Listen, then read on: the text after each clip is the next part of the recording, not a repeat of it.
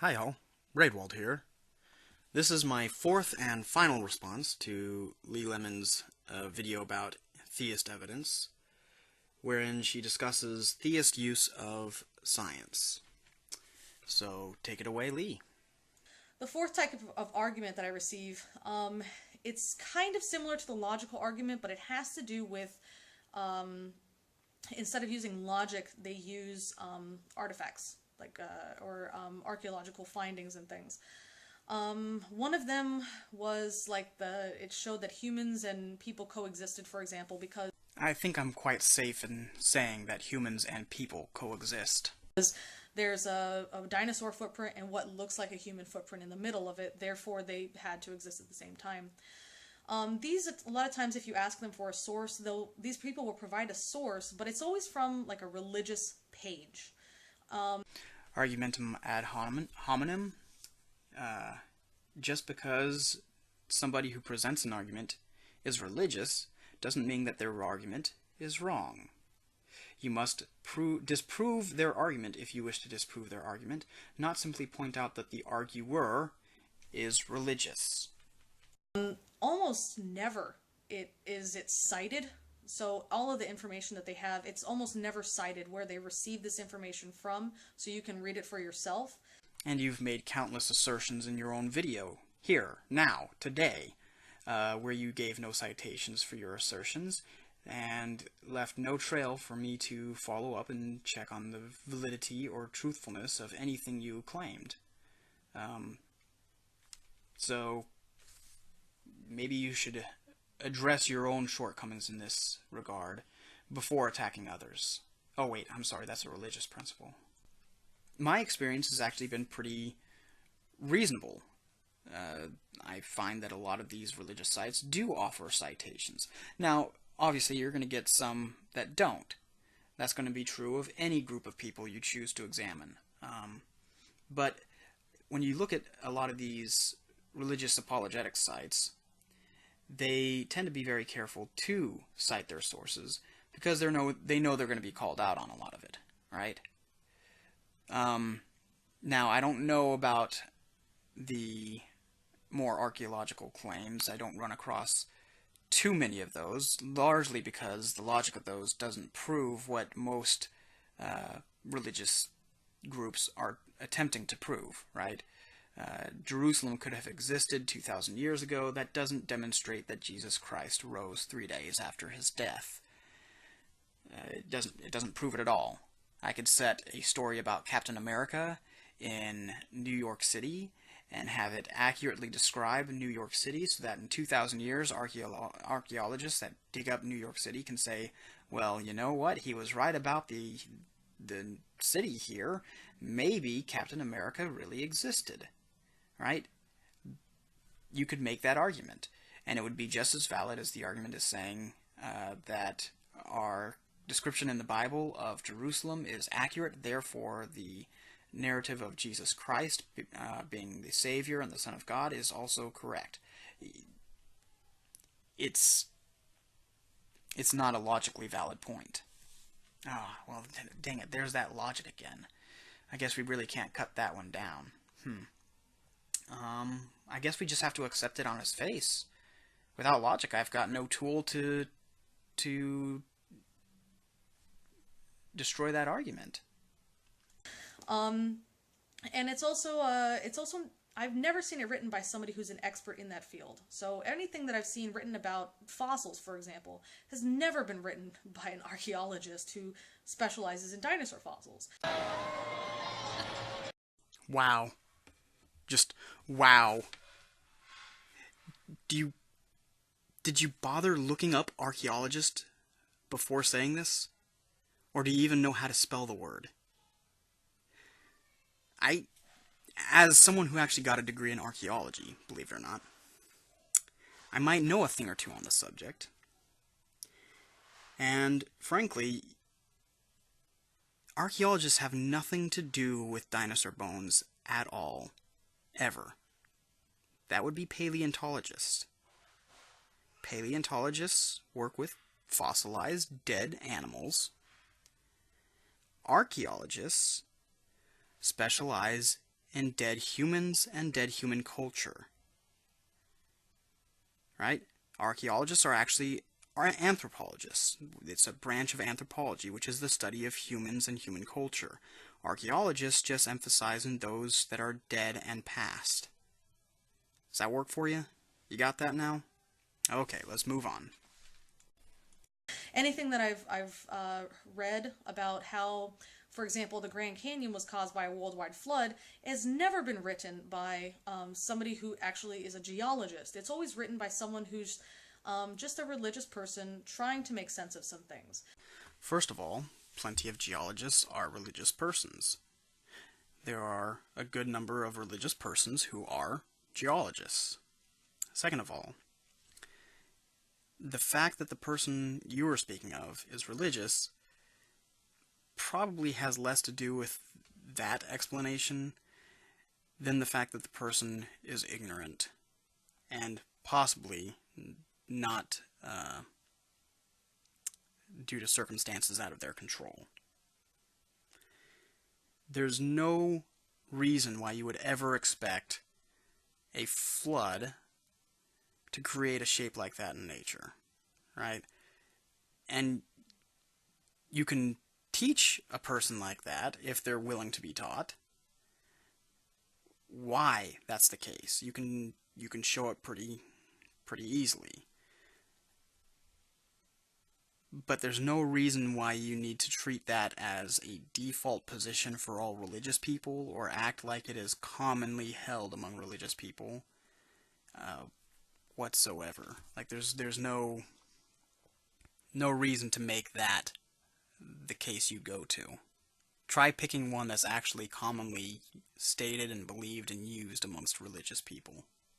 And so instead of X, therefore God, with it being a logical argument, it's more like, I don't understand this science, therefore God. There is not a single argument, not a single attempt to bolster a claim, not a single conclusion in the world for which a single defense is made that doesn't rely on logic to some extent. You could point everything back to logic. Everything. Everything within science. There is logic at the heart of every human intellectual endeavor. At least every single one that tries to give an answer for why conclusions are given or arrived at. It was also a poor categorization of even the ridiculous claims you're addressing, right? Like the Grand Canyon one. It's not a matter of, I don't understand this science, therefore God exists. It's a matter of, I'm going to use my misunderstanding of science as evidence that God exists, right? It's not that they were saying God exists because I don't understand how the Grand Canyon was formed. It's more that they didn't understand how the Grand Canyon was formed. They saw that there was a Grand Canyon, and so they were trying to utilize a faulty assumption about how the Grand Canyon was formed in order to demonstrate that there is a God. It's not the Grand Canyon that causes them to believe in God. They already believed in God for different reasons, and they're looking to justify their belief in God to other people in ways that other people might react and respond to well, right? Whatever personal experiences cause them to believe in God in the first place, they can't share with other people, but they can share the experience of the Grand Canyon, so they're trying to tap into that common experience. And I know you would look at that and say that's poor reasoning, because it is, right? It is poor reasoning. But it doesn't necessarily discredit the personal experience they had, nor does it necessarily mean that there is no God. However, the use of poor logic on their part does not excuse it on yours. Now, as to the common God of the gaps argument, which is exactly what you're bringing up here, it's the same thing, right? Theists do not believe in God because of any scientific lack of knowledge. They believe in God for other reasons. It's when they are trying to justify their belief in God to somebody who does not share those experiences that they fall into the trap of trying to appeal to something like that, right? And it is poor reasoning, but it's not exactly what atheists are trying to say is going on. And that's a really sad one. That's a really a sad thing, I think, because I've heard people say, some similar things too. The more we find about the universe, the more it's complex. Therefore, it was a god. They don't talk to cosmologists. They don't listen to lectures from cosmologists and astronomers. They don't do any research on things like quantum physics. They just... Okay, you really are ignoring the fact that many cosmologists and quantum physicists are in fact theists, right? Not all scientists are atheists. In fact, the very discipline of science was invented by theist Christians. It was an attempt to understand God, to understand the way he works. So, stop trying to create these false dichotomies of scientists and theists. It's very easy and very common for someone to be both. Think that it's too difficult, so therefore God did it. Or instead of learning about history, instead of learning about fossils, instead of learning about chemistry, they just say it's God. And many of us do both. We learn about the science, and we use the science to say, well, this is the way that God worked. We don't say that this is because it was God necessarily, right? We look at the science in scientific terms. Is this how it works? Yes. Okay. Well, that's how it works because that's how it works. It doesn't have to work that way because God. But theists will look at that and say, this is the way that God works. Like that's the way that we approach it. And so again, this just comes down to you trying to claim for atheism all of the successes of science by creating this false dichotomy of scientists versus theists. It's not accurate to the real world. Now, I will say that there's probably a larger percentage of atheists in science today than there has been in the rest of the world history, but that doesn't mean that science is anti-theist. It really isn't. And because science was invented specifically to deal with the falsifiable claims of reality, it never could be anti-theist, ever.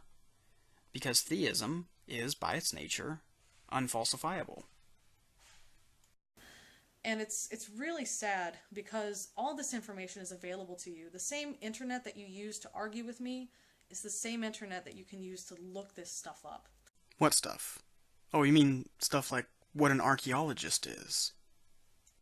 And again, just to use from other religions, just because somebody says that this is true, it doesn't mean it's true.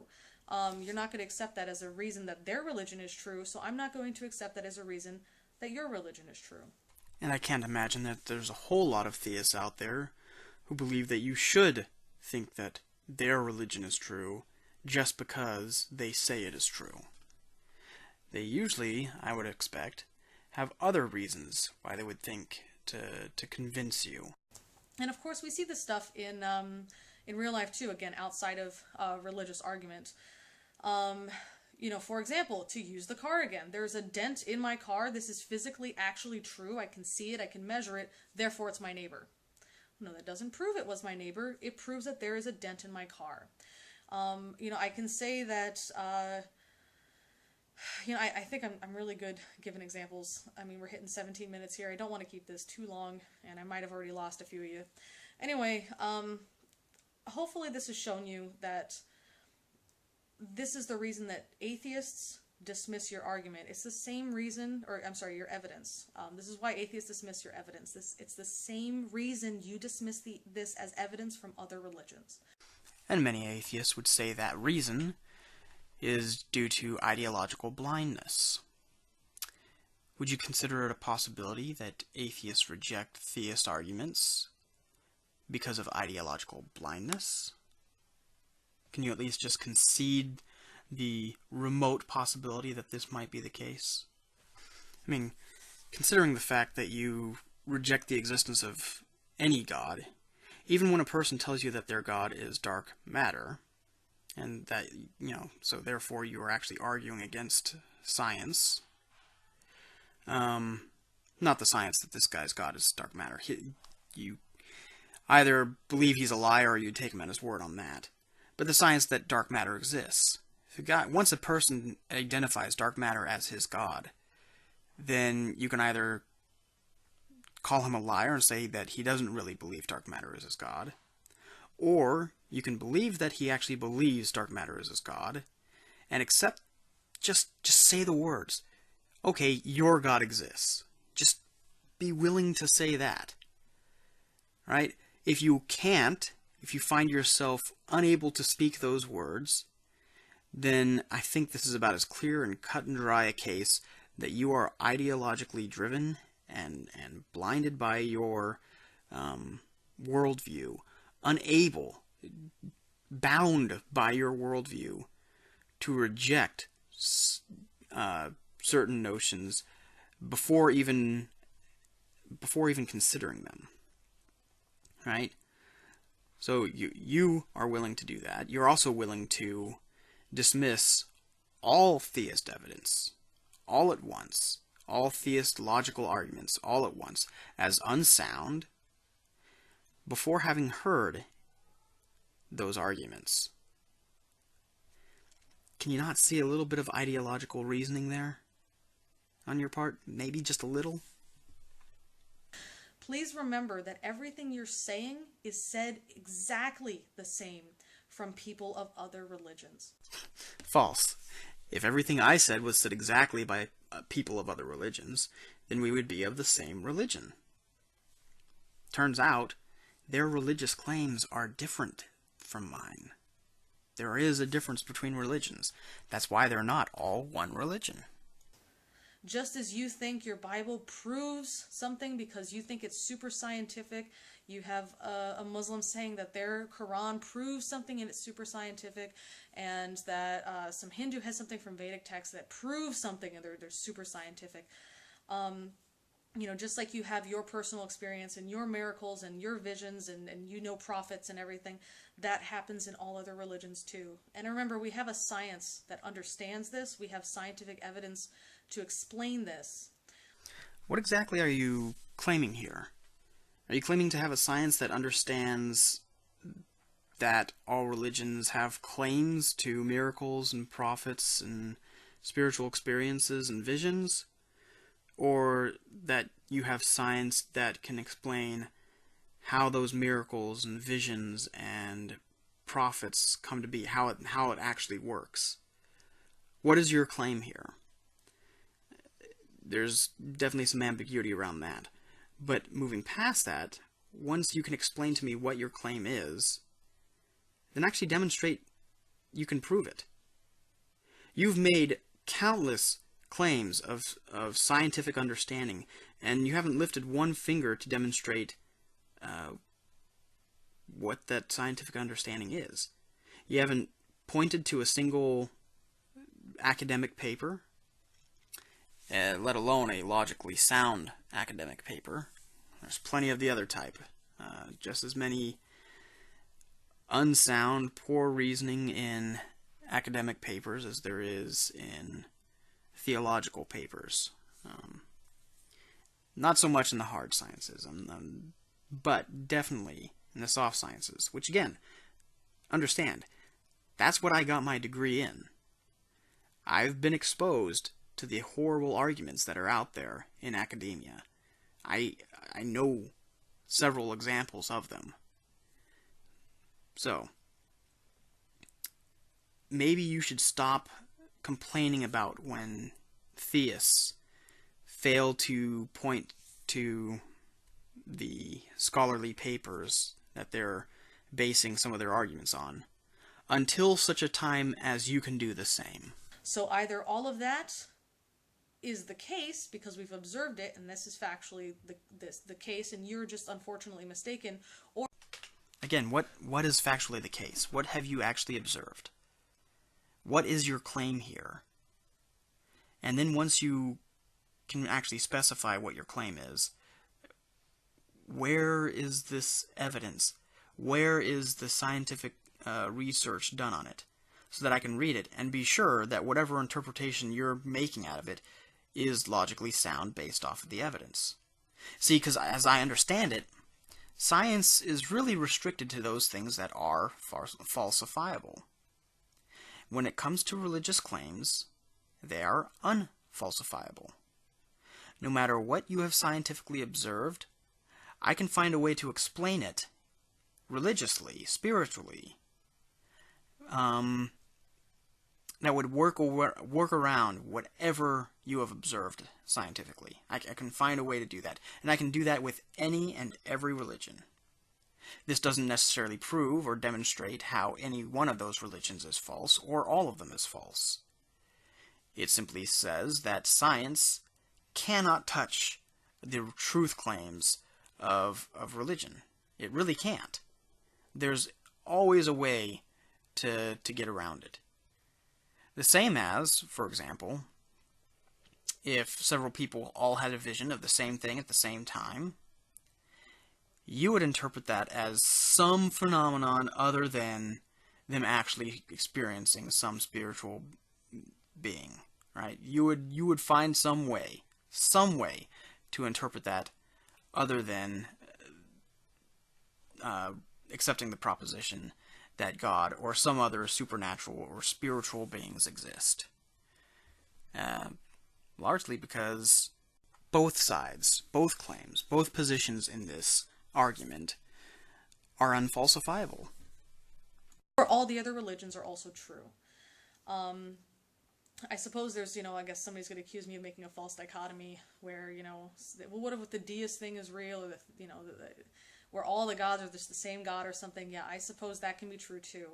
But if we have something that we can prove factually with scientific evidence, and if we have an alternative answer that has zero evidence to support it, why would we go with the alternative answer that has zero evidence to support it? Careful there. You may make claims that will cut against your position on the fine-tuning of the universe. Now, I don't know specifically which position you take, because you didn't deign to reveal that to anybody before just brushing off the validity of the entire debate. But, as I pointed out earlier, the scientists who are attempting to explain these things without appealing to God are in fact attempting to explain something without appealing to God. Therefore, we can assume they see an issue there, right? Just the fact that they are giving explanations, and there are a lot of explanations that they are struggling to throw at the wall at this one, tells me that they see some serious fine-tuning in some universal constants which are necessary for environments in which life can exist. Right? So A, there is an issue that needs explaining, and B, where do they go to explain it? The multiverse. What evidence is there that there are universes which exist outside of ours, which have no effect on ours, which cannot be observed from ours? What possible evidence is there for it? In all honesty, there's more evidence for God than there is for the multiverse.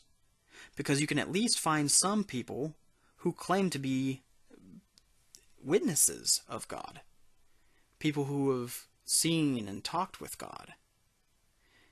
Now, you may be able to take every one of those cases, and you may be able to present a case as to why that person is lying or crazy. However, the evidence exists. What evidence exists of the multiverse? As far as I know, the only evidence that exists is the quote-unquote fine-tuning of this universe. Now, I don't necessarily endorse the fine-tuning argument for my own reasons, but I am interested in hearing your thoughts on that. Remember, you can't just say it's caused by your God. You have to prove that your God exists, or your gods exist, and then you have to prove that they did it, that they cared enough to do it, or that they had some kind of ability or will or desire to do it. So you can't just say, because. That's actually a very good point. And one of the reasons why I don't necessarily endorse the fine-tuning of the universe. Simply because if I make that claim, that the universe is fine-tuned because God fine-tuned it, then I must demonstrate not only that God exists in some other way, which negates the entire purpose of the argument, but I have accepted a burden of proof to demonstrate that God was the one fine-tuning the universe, and not perhaps, I don't know, Satan, or someone or something else. It's an untenable argument. So you hit a nail right on the head there.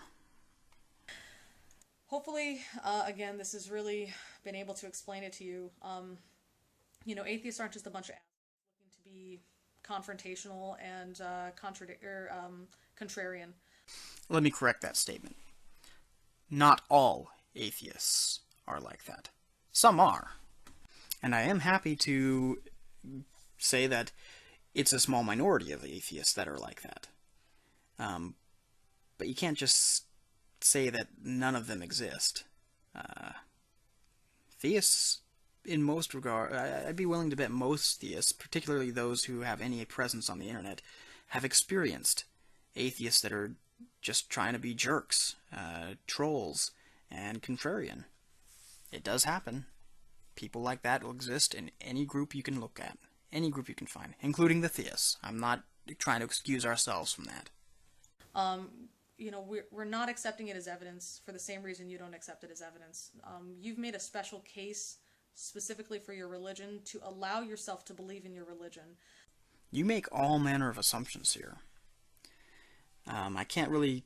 I try to keep my comments here general, but I guess I'm going to get a little more specific here as to why I believe what I believe.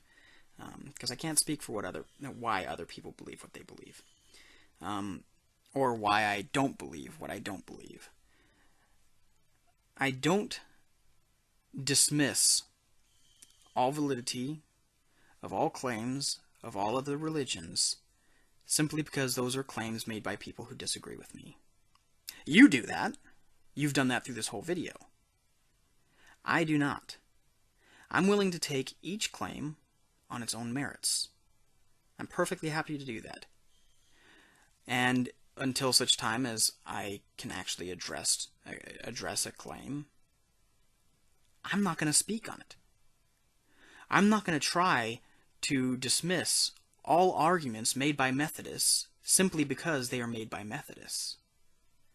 That, I think when I put it like that, you can recognize how incredibly stupid such a position is. An argument is never wrong because a Methodist made the argument.